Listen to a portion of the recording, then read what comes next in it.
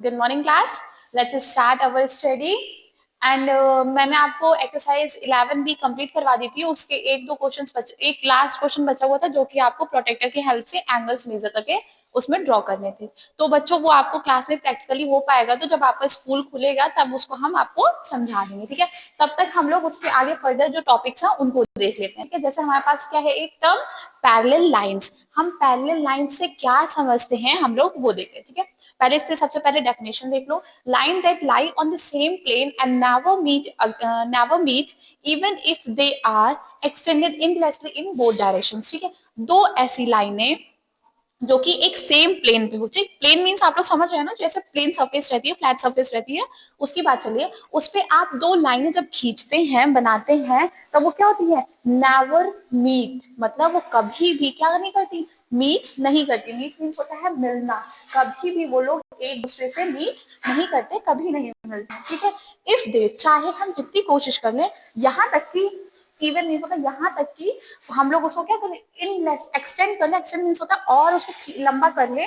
कहाँ तक, इंडलेस. चाहे जितना हम चाहें उसको जितना भी लंबा कर ले, कभी वो एक दूसरे से मीट नहीं करेंगे. ठीक है, और एक और चीज रहता है, इनका जो डिस्टेंस रहता है वो हमेशा कांस्टेंट रहता है, बराबर रहता है. ठीक है, तो वो कभी भी एक दूसरे को क्या करती हैं, इंटरसेक्ट या ज्वाइन या कुछ नहीं करती हैं. Okay, next we will move to intersecting line. ठीक है, इंटरसेक्टिंग से ही हमें टर्म समझ में आ रहा है, कोई चीज किसी चीज को इंटरसेक्ट करे, किसी चीज को काटे. ठीक, तो हम इसकी डेफिनेशन देख लेते हैं. Intersecting lines are lines that cross each other at a point. ठीक है, ऐसी दो लाइनें जो एक दूसरे को किसी पॉइंट पे काटे. ठीक है, वो क्या हो जाएंगी, इंटरसेक्टिंग लाइंस. जैसे आप लोग एग्जांपल के तौर पे कैची भी देख सकते हैं, जब आप उसको ओपन करते हैं तो वो कुछ ऐसे शेप में आ जाती है. ठीक, तो वो भी एक बेस्ट एग्जांपल है आपका इंटरसेक्टिंग लाइंस देखने का. ठीक है, वो लाइंस कुछ ऐसी बनी हुई होती हैं, दो लाइंस. वैसे तो ये एग्जांपल है, मैं आपको और क्लियरली बता देती हूँ. दो लाइंस, एक लाइन ऐसे, एक लाइन ऐसे.